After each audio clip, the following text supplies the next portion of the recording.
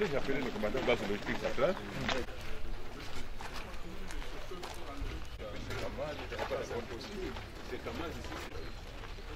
Mais eux aussi, il ne faut pas trop parler. Ça, c'est que les gens le font. Il faut dégager.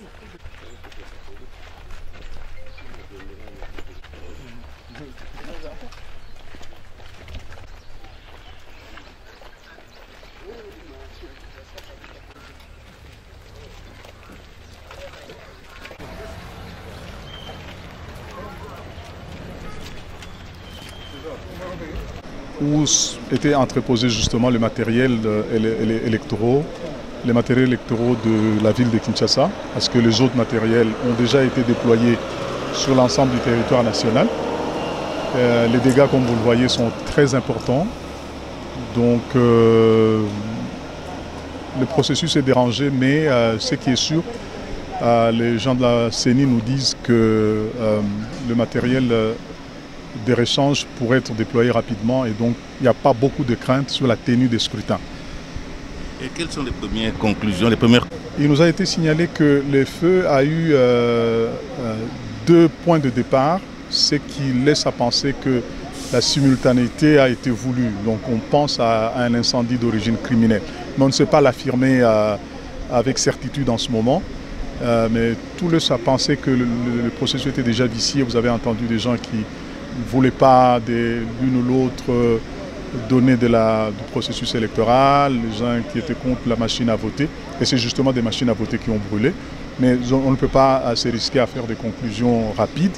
Ce qui est sûr, c'est que le processus sera tenu, les scrutins se tiendront le 23 décembre. Ça, au moins, on peut rassurer la population qu'on se battra pour que ça se passe. C'est 10% environ du matériel pour la ville de Kinshasa, mais c'est moins que tout l'ensemble du territoire. On croit savoir que tout ira très bien. Donc ceux qui ont osé le coup n'ont pas réussi parce que nous remplacerons très rapidement les machines abîmées pour que le peuple, de façon souveraine, puisse se choisir les dirigeants. Est-ce qu'il y a des gens qui sont déjà arrêtés?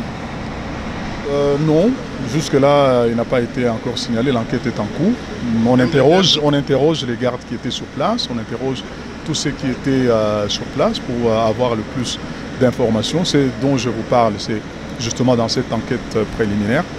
Mais on ne peut pas se précipiter dans une telle enquête pour ne pas culpabiliser inutilement des innocents. Nous allons voir comment ça va se passer. Il faut le faire de façon très professionnelle. Vous voyez, le processus est très délicat. Il faut donc être très attentif et très méticuleux pour que ça soit pris au sérieux. Merci.